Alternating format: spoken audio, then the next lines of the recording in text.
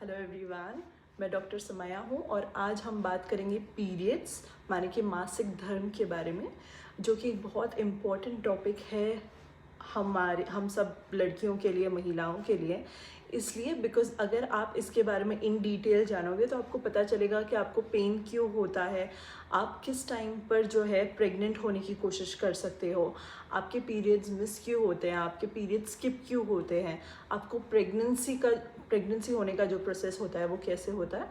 इनको मैं बहुत सारे वीडियोस में डिवाइड करने वाली हूँ, बट ये मेरा फर्स्ट वीडियो है। Just let me know in the comment section अगर आपको इनमें से कोई भी चीज़ में हेल्प चाहिए या कोई दूसरी चीज़ों की जानकारी चाहिए, ताकि मैं उसके बारे में और डिटेल में आपको एक्सप्लेन कर सकूं। So let's get into it.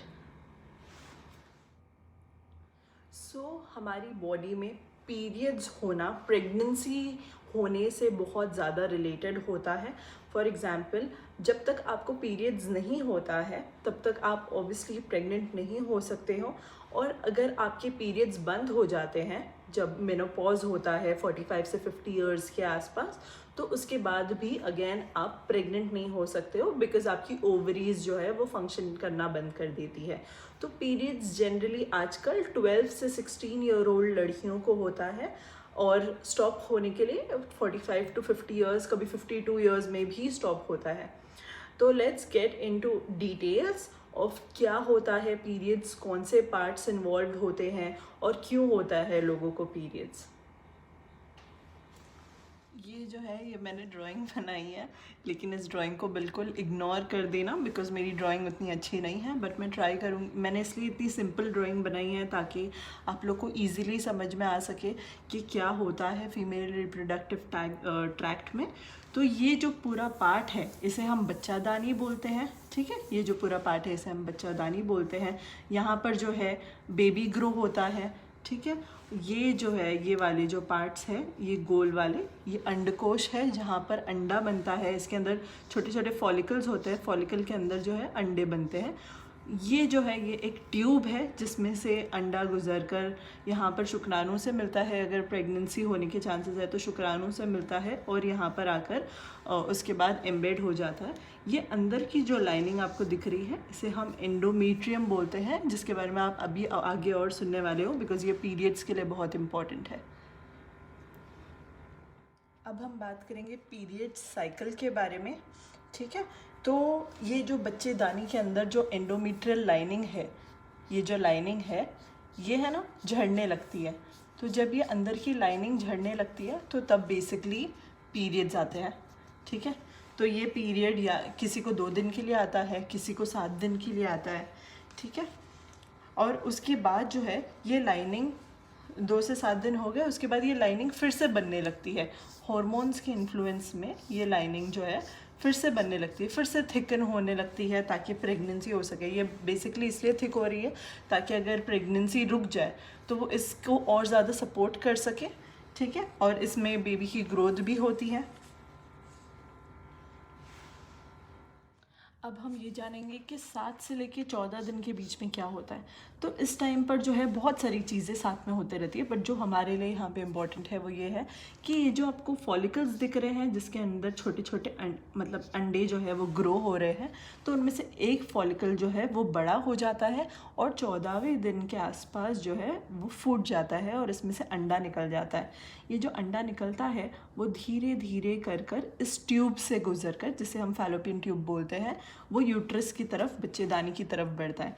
अगर यहाँ पर कहीं पर वो शुक्राणु से मिल जाए, मेल्स के जो स्पर्म्स है उससे मिल जाए और फर्टिलाइज हो जाए, तो फिर वो दोनों जो है यहाँ पर मिलकर, यहाँ पर इसमें से निकल कर गुजर कर बच्चेदानी में आके एम्बेड हो जाते हैं, या बच्चेदानी में जो एंडोमेट्रियम की जो लाइनिंग है उसमें रुक जाते हैं। अब जैसे मैंने बताया ये जो पूरी जर्नी होती है यहाँ से लेकर यहाँ तक, वो अप्रॉक्सीमेटली 24th डे या 22nd डे, किसी किसी का 25th डे भी हो जाता है, ठीक है। तो इस वजह से लोगों यहाँ पे जाके बच्चा जब स्टिक हो, मतलब अटैच हो जाता है, तो कभी कभी लोगों को थोड़ी बहुत स्पॉटिंग, थोड़े थोड़े 1-2 ड्रॉप्स पीरियड्स के या ब्लड के दिखेंगे, ठीक है। बट अगर फॉर एनी रीज़न ये अंडा फर्टिलाइज ना हो, स्पर्म्स वहाँ पे ना पहुँचे, आप प्रेगनेंसी ना प्लान करो, नॉर्मल एक पीरियड साइकिल मैं बता दूँ, तो उसमें क्या होता है कि यहाँ पर जब 24 डेज़ के आसपास हो जाता है तब ब्रेन को सिग्नल पहुँच जाता है कि अच्छा भाई अब तो एक बच्चा फर्टिलाइज नहीं हो रहा है, यहाँ पे बच्चा ग्रो नहीं हो रहा है, तो इस अंदर की लाइनिंग की कोई ज़रूरत नहीं है बिकॉज वो बच्चे के लिए इंपॉर्टेंट थी। तो उस वजह से ब्रेन जो है वो वापस सिग्नल देता है कि ये अंदर की लाइनिंग को झड़ा दो, और फिर से पीरियड्स हो जाता है और फिर से ये पूरा साइकिल कंटिन्यू होता है। ये बहुत ही कॉमन क्वेश्चन है कि पीरियड्स में पेन क्यों होता है, इसलिए मैंने आज एक चीज़ लाई है आप लोग को एक्सप्लेन करने के लिए कि पीरियड्स में पेन क्यों होता है। तो जैसे मैंने आपको बताया कि जब यहाँ से अंदर की जो लाइनिंग है, ठीक है, जो अंदर की ये जो लकीर है, जो अंदर की लाइनिंग है, वो जब निकल रही होती है, वो इसलिए निकलती है बिकॉज ब्रेन ने सिग्नल दिया है और आप ऑब्वियसली प्रेग्नेंट नहीं हो। तो ये कैसे निकलेगी? कोई चीज़ को अगर आपको कोई किसी चीज़ से निकालना है, फॉर एग्जाम्पल अगर मुझे एक इसमें से जो लिक्विड है वो निकालना है, तो मैं कैसे निकालूंगी? मैं ऐसे पकड़ूंगी and then I will start squeezing it. तो वैसे ही आपकी बॉडी जो है आपकी यूट्रस के मसल्स को स्क्वीज करती है, जिस वजह से आपको ये पेन होता है। हर पर्सन का पेन डिफरेंट हो सकता है, तो यू कैन नॉट जज। आप किसी और को ये नहीं बोल सकते कि नहीं हमने तो बहुत पेन सहा था, आप पेन नहीं सह पा रहे हो। हर पर्सन के लिए ये पेन डिफरेंट हो सकता है। हर पर्सन से कॉन्ट्रैक्शन की इंटेंसिटी अलग हो सकती है। किसी किसी को पेन जो है, अगर मैं 1 से 10 की स्केल में करूँ तो किसी किसी को पेन 10 की मात्रा में हो सकता है, जो कि बहुत सीवियर पेन है। और कोई बोलेगा कि मुझे बिल्कुल पता नहीं चलता, कोई बोलेगा कि उनको बैक में पेन हो रहा है, कोई बोलेगा कि नहीं मेरी दादी तो बताती है कि उनको ये सब प्रॉब्लम्स नहीं थी, और अगर उन्हें प्रॉब्लम्स थी भी तो वो लोग सह लेते थे। बट ऐसे नहीं होता है। हर पर्सन की बॉडी डिफरेंट होती है, हर पर्सन की बॉडी डिफरेंट रिएक्ट करती है, हर पर्सन का पेन का स्टिमुलस उतना नहीं होता है, और हर पर्सन को पेन भी सेम नहीं होता है। ठीक है, तो ये चीज़ आप लोग सबको जाननी बहुत ज़्यादा ज़रूरी है। ये जो पीरियड्स का पेन है, इसके लिए आप काफ़ी सारी चीज़ें यूज़ कर सकते हो। पहली चीज़ तो ये है कि आप गरम सेका दे सकते हो अपने टमी पर, या तो कपड़े को गरम करके गरम सेका दो, या फिर हॉट वाटर बॉटल जो होते हैं जो पीठ दर्द वगैरह के लिए यूज़ करते हो, वो भी आप यूज़ कर सकते हो अपने टमी पर। काफ़ी लोगों को बाम लगाने से और थोड़ा मसाज करने से थोड़ा रिलीफ मिलता है। इसके अलावा आप बाहर जाके एक्सरसाइज करो, अपने आप को बहुत ज़्यादा एंगेज रखो।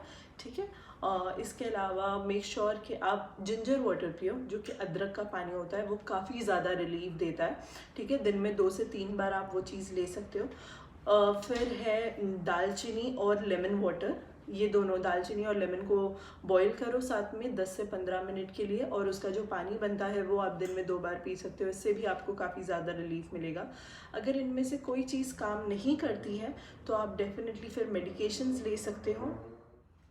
कोई ऐसी चीज़ें हैं जो आपको अवॉइड करनी चाहिए या नहीं यूज़ करनी चाहिए जब आपको पीरियड्स का पेन हो रहा हो, जैसे कि स्मोकिंग आपको अवॉइड करना चाहिए। उससे आपको थोड़ी रिलैक्सेशन मिलेगी आपकी टमी पर, और ये प्रॉब्लम नहीं होगी, ये पेन इतना ज़्यादा नहीं बढ़ेगा। अल्कोहल अवॉइड करना चाहिए आपको पीरियड्स के दौरान। इसके अलावा सॉल्ट जो है बहुत ज़्यादा कंज्यूम नहीं करना है आपको सॉल्ट, वो भी आपकी टमी पेन के लिए अच्छा नहीं होता है। कॉफ़ी आपको कंज्यूम नहीं करना चाहिए, वो अगेन आपकी टमी पेन के लिए बिल्कुल अच्छा नहीं होता है। अगर पेन की सिवियरिटी बहुत ज़्यादा है तो it is very very important कि आप एक गायनेकोलॉजिस्ट के पास जाओ, बिकॉज बहुत ज़्यादा पेन होने के बहुत सारे रीजंस हो सकते हैं, जैसे कि आपके बच्चेदानी में कोई गांठ है, कोई सूजन है, कोई इन्फेक्शन है, आपकी ओवरीज में कोई इन्फेक्शन है, कोई सिस्ट है, कोई सिस्ट रप्चर हो गया हो, या फिर जैसे मैंने बताया एंडोमेट्रियोसिस। ये आजकल बहुत यंग लड़कियों को भी ये प्रॉब्लम हो रही है, जहाँ पे जो आपका जो अंदर की जो लाइनिंग थी, एंडोमेट्रियम की जो लाइनिंग थी, वो यहाँ बनने के अलावा दूसरी जगहों पे भी बनती है, जैसे कि ओवरी के आसपास बन गई, यहाँ पे बढ़ गई, यहाँ पे बढ़ गई, जिस वजह से भी ये पेन हो सकता है, जो कि बहुत सीवियर काइंड ऑफ पेन होता है। तो इट्स वेरी इंपॉर्टेंट कि आप इस चीज़ को जल्द से जल्द चेकअप करवा लो अगर आपको बहुत ही ज़्यादा अनबेरेबल पेन हो रहा है। नॉर्मल पीरियड्स का जो साइकिल है वो जनरली 21 से 35 डेज़ के बीच में कितने भी दिन हो सकता है। किसी किसी का हर 33 डेज़ में बार बार आता है, किसी किसी का हर 22 डेज़ में बार बार आता है, किसी का हर 25 डेज़ में, किसी का हर 28 डेज़ में। तो अभी जो मैंने आपको वीडियो बताया था उसमें बेसिकली हम 28 डेज़ का कैलकुलेट कर रहे थे, 28 डेज़ का साइकिल कैसे होता है। तो नंबर ऑफ़ डेज़ डिफरेंट हो सकते हैं अगर आपका साइकिल जो है वो थोड़ा डिफरेंट हो तो अगर हर टाइम उन्हीं दिनों के गैप में हर टाइम सिर्फ 28 डेज़ के गैप में आए तो नॉर्मल है। हर टाइम सिर्फ 30 डेज़ के गैप में आए आपको पीरियड्स तो नॉर्मल है। लेकिन अगर किसी टाइम आपको 22 डेज़ में आ रहा है और उसके बाद आप 30 डेज़ में आ रहा है, फिर वापस 31 डेज़ में आ रहा है, फिर 27 डेज़ में आ रहा है, तो उसे हम इरेगुलर पीरियड्स बोलते हैं। क्या आप प्रेग्नेंट होना चाहते हो या फिर अगर आप प्रेग्नेंट नहीं होना चाहते हो तो आपके लिए ओव्यूलेशन टाइम के बारे में जानना बहुत ज़्यादा इम्पॉर्टेंट है। बिकॉज ओव्यूलेशन टाइम वो टाइम है जब अंडकोश से जो है अंडा निकल के बाहर आ जाता है, तैयार होके बाहर आ जाता है। और अगर उस टाइम पर आपके और आपके पार्टनर के संबंध बनते हैं तो प्रेगनेंसी के चांसेस बहुत ज़्यादा होते हैं। इस वजह से ये टाइम आपके लिए, ये टाइम पीरियड आपके लिए बहुत ज़्यादा इंपॉर्टेंट है। तो अब मैं आपको बताऊंगी कि आपको इसे कैलकुलेट कैसे करना चाहिए डिपेंडिंग ऑन आपका जो है पीरियड साइकिल क्या है। ठीक है, तो ओव्यूलेशन के टाइम से आगे और पीछे जो है फर्टाइल पीरियड होता है। तो वो फर्टाइल पीरियड आप लोग के लिए जानना बहुत ज़्यादा ज़रूरी है।